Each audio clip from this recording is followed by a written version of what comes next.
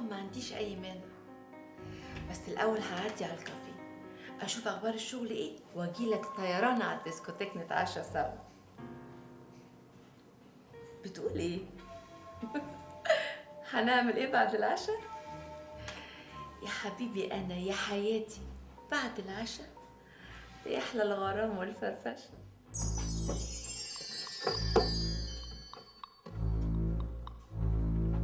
راح فين راح فين راح فين؟ الحق يا شيخ ولي يا فندم، الحق قبل ما يروحوا يقتلوه. بس سيبه ايه انت مين؟ انا عمر، انا اسمي عمر بشندي، طالب في ليسانس حقوق جامعه القاهره وعايش هنا في السيده زينب في بيت الشيخ والي. مين بقى الشيخ والي ده؟ الشيخ والي ده مقرئ قرآن بس بعيد عن حضرتك، ضرير ما بيشوفش. طب اقعد كده واهدى، اقعد فهمني بقى ايه الحكايه بالظبط؟ انا والدي كان مقرئ قرآن زي الشيخ والي بالظبط، وكانوا هما الاتنين اكتر من اخوات. ولما والدي توفى السنه اللي فاتت اخدني شيخ والي يعيش عنده في بيته عشان ينفذ وصيه والدي انه يرعاني لحد ما اتخرج من الكليه. طب وفين والدتك يا عمر؟ والدتي ماتت من 5 سنين. طب واخواتك؟ انا ماليش اخوات، انا مقطوع من شجره وما كانليش حد في الدنيا غير والدي، ودلوقتي ماليش غير الشيخ والي. طب ومين بقى الناس اللي عايزين يقتلوا الشيخ والي؟ جماعه بلطجيه من المحله، اصل الشيخ والي من المحله وليه حته ارض هناك كان وارثها عن اهله. اما الجماعه البلطجيه دول استغلوا ان الراجل ضعيف وضرير وراحوا استولوا على الارض دي وحطوا ايديهم عليها. الشيخ والي ما سكتش وقدم ضدهم بلاغ وقدم المستندات اللي تثبت ملكيته للارض. قامت الشرطه من يومين راحت طردت البلطجيه وقبضت على 3 منهم. طب وعرفت منين يعني ان هم عاوزين يقتلوه؟ في شخص من المحله معرفه الشيخ والي جالنا البيت النهارده الصبح وقال للشيخ ان الجماعه البلطجيه دول نازلين من المحله على مصر وناويين يروحوا له البيت عشان ينتقموا منه ويقتلوه. طب ايه بس ما تخافش، البلد مش سايبه. يا عماد جهز لي قوه وبسرعه.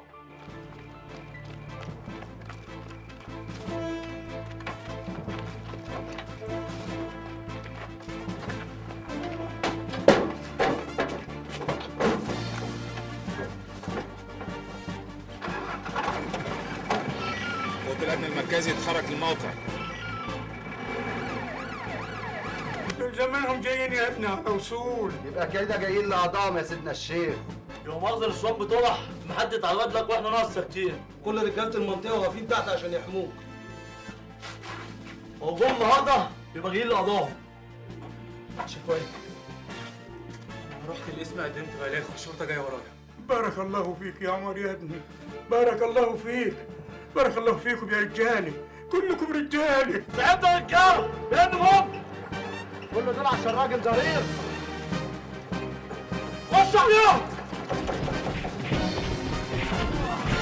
ولع بص. انا لو مت يا عمر يا ابني عاوزك تاخد بالك من نفسك، وكمان تتصل بفاطمه بنتي اللي عايشه في الفيوم، تقول لها ان ابوك الشيخ والي كان نفسه يشوفك انت والعيال قبل ما يودع الدنيا. ان شاء الله هتعيش، ربنا هينجيك من كل مكروه. ولع بص. الله اكبر. قوم معايا يا شيخ والي، قوم يا شيخ والي معايا، قوم معايا يا شيخ والي، قوم معايا يا شيخ والي.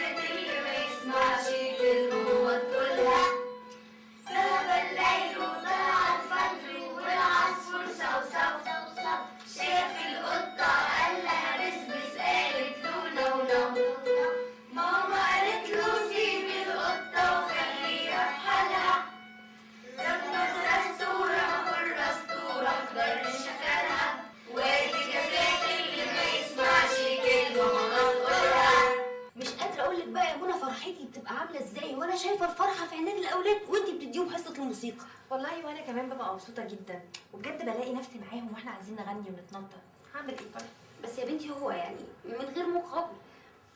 بصي، لما انت كلمتيني وقلتي لي مامتك عايزاني، انا كان لازم اقول لك ان انا مش عايزه مقابل، لاني عايزه احس اني بفيد الاطفال وبعمل حاجه باللي اتعلمته يعني. وبعدين ده يومين في الاسبوع يا رولا. ماشي يا ستي، طب نعمل معاكي اي حاجه بس بمقابل. طيب يعني تفضلي على الاقل عصير. حبيبتي خير سابق بس ماشي. اتفضلي يا حبيبتي. تسلمي لي. وايه بقى اخبار شغلك في المدرسه الامريكاني؟ طمنيني بسرعه. بصي يا ستي، انا بروح يعني 4 ايام في الاسبوع، وبديهم كده شويه مزيكا، بس طبعا من غير بقى هنا افرنجي كده وحاجه يعني تعجبك قوي.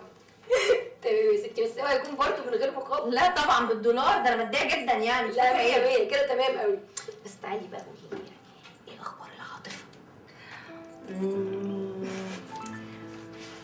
قصدك ايه يعني؟ يعني عامله ايه يا بنتي مع خطيبك ضابط الشرطه؟ والله هي ماشيه يعني. ايه ده؟ جبتي سيرته او بيتصل؟ طيب الحقي بقى ردي عليه بسرعه. الو.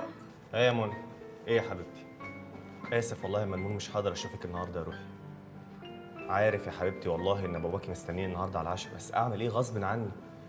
جات لي مأمورية ضروري لازم اروح. مع السلامة بقى يا حبيبتي. اوكي مع السلامة.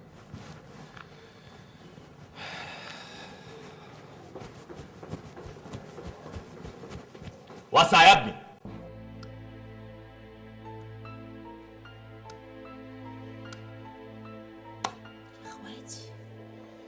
يا اخواتي نفسي اعرف الواد ده يطلع مين، ومحمود ابن اخويا مسكنه في شقته ليه؟ ماما انا نازله، ها باي باي. عايزه حاجه يا ماما؟ ماما انتي مخصماني يا ماما؟ يا بنتي في ايه بس؟ صورتيني. صورتك ايه بس؟ بقالي 5 دقايق عماله اقولك يا ماما يا ماما يا ماما وانتي ما بترديش. كنت بفكر. بتفكري في ايه؟ في حل اللغز. شوفي يا ستي، خالك مرشدي كان على دورين وعمل شقتين، واحدة لابنه الظابط ماجد والتانية لابنه محمود. ماجد سكن في شقته، لكن محمود قفل شقته وما سكنش فيها. وايه الجديد بقى في الموضوع؟ حاجه وعارفينها، ايه اللغز اللي فيها؟ يو بقى يا هايدي، يا بنتي انتي بتصربعي كده ليه؟ خلاص يا ست الكل مش هتصربع، اتفضلي كملي. طيب لما محمود ابن خالك قفل شقته وعاش مع ابوه وامه تحت، ايه اللي يخليه دلوقتي يفتحها ويجيب فيها الشاب الصغير ده؟ الشقه شقه محمود، يعني هو حر يسكن فيها اللي هو عايزه يا ماما. ازاي بقى؟ احنا لازم نعرف الشاب ده مين وعلاقته بمحمود ايه. واحنا دخلنا ايه يا ماما؟ هو ايه اللي يعني ايه دخلنا ده؟ يعني ايه؟ لا طبعا لازم نعرف ده مين وجاي ليه، مش ساكن معانا في العماره. طب يا حبيبتي انا عندي حل هايل جدا، انت بقى تكلمي محمود وتخليه يعدي عليكي وتعرفوا منك كل الحكايات دي. يلا باي باي، عن اذنك هتاخر على الجريده. جريده؟ يا دي الجريده اللي مضيعه حياتك هدر. هو احنا مش هنخلص كل يوم من الموال ده يا ماما؟ خلاص ارحميني بقى. باي يا حبيبتي، باي. يا رب يا رب عقلها بقى، بدل ما تدور على راجل يستتها بتدور على الشغل اللي يبهدلها.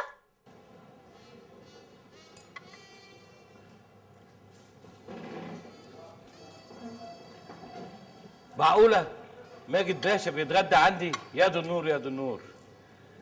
سلامات يا حاج عرف. أهلا بيك يا باشا. أجيب لك ساقع مع الجمبري؟ لا ساعة ولا سخن، اقعد انا عايزك. خدامك يا باشا، أمرني. 100 مرة عدى عليك هنا يقولوا لي انك مسافر، ايه الموضوع؟ ما أنت عارف يا باشا حياتي كلها سفر، يا إما في السويس يا إما في اسكندرية. بروح عشان أورد السمك من هناك لهنا. وموبايلك كل ما اكلمك غير موجود بالخدمة.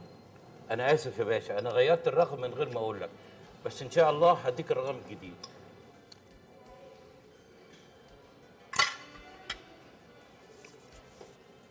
اخبار الشغل ايه؟ الحمد لله، المحل زباينه كتير وماشي عادي. محل ايه يا حاج عرف؟ انت عارف انا بكلمك عن ايه بالظبط؟ بكلمك عن تجارتك التانية. والكلام ده يا بيه مش مفروض هنا بقى، ما انت عارف الحيطه ليها ودان. حيطة ايه ودان ايه؟ انت لسه قاعد مع مين؟ انت قاعد مع الحكومة. صحيح، فاتتني دي. اخبار تجاره الصنف معاك ايه؟ كله ماشي تمام. ولما هو كل حاجه ماشيه تمام، انت بقى مش تمام ليه؟ خير كفر الله الشر. انت ناسي ان انت عليك 100,000 جنيه ولا ايه؟ انت نسيت الواد اللي انا خرجته لك من الحبس؟ ده كان هيترحل على نيابه وكان هيوديك في 60 داهيه لولا ان انا خرجته. هو ده معروف يتنسى يا باشا؟ ده لو الولد كان اتعرض على النيابه وقرروه واعترف كان زماني رحت ورا الشمس.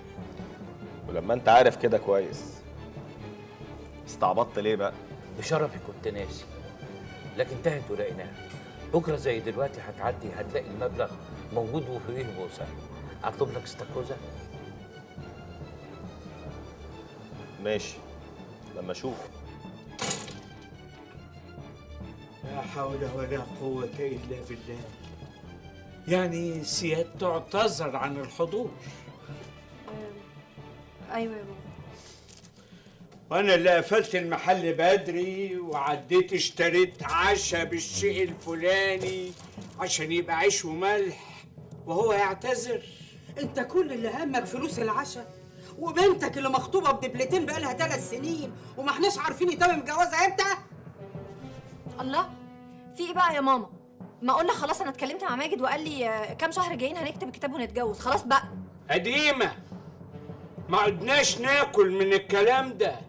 يا ما سمعنا وعود وعهود، خلاص. بقول لك ايه يا جابر، انت لازم تكلم الحاج مرشدي ونشوف حل في الموضوع ده. ما بتاكلش ليه يا محمود؟ لا هاكل طبعا يا طنط، يعني كل الاصناف الحلوه اللي موجوده دي ومش هاكل؟ ده انا هخلص على كل اللي موجود. لا وطنطك تريزا كمان عامله لك محشي ورق العنب اللي انت بتحبه وبتقول لك ما بتاكلش ليه يا محمود؟ اتفضل يا سيدي. وادي المكرونه النجريسكو وصلت. وكمان نجريسكو؟ والله مش عشاء بقى، ده دي وليمه. اول ما هو قالت لي ان انت جاي النهارده على العشاء قلت لازم اعمل لك كذا صنف عشان اشوف يعني رايك في اكل. وانا رايي يهمك قوي كده؟ لا يا محمود، ما هو انت مش عارف ايه الحكايه. اقول له؟ الدكتوره ايفون اختي فرحها اخر الشهر الجاي، فحبت تدخل المطبخ تعمل اكل، يعني تجرب فيك بدل ما تروح تعمل لجوزها وبعدين تروح في يعني انا فاضي تجارب يعني. ايوه يا سيدي، حاجه زي كده. اوعى تصدق كلام ميلاد يا محمود، ده هو بس اللي غيران عشان انا هتجوز وهو لسه متجوزش. بطلي يا بنت تعكسي اخوك الكبير.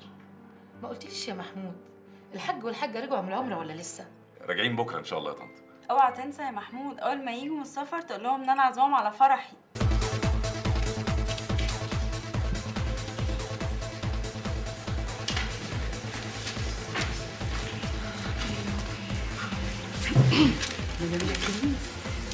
عايزه ايه يا صداع؟ مين اللي هتكبر دفع؟ عايز يسهر معايا النهارده. طب ومال؟ ده شاب جونتي وغني ومن اهم الزباين عندي. يعني اقول له ايه؟ انت لسه هتفكري يا عبيطه؟ هتقولي له طبعا موافقه، بس اهم حاجه ترجعي بخميره تمام. طب والشغل اللي عندي هنا؟ الشغل التاني اهم بكتير يا غبيه. اوكي يلا روحي جهزي نفسك وسيبهولي انا اروح اسلم عليه. ماشي يلا.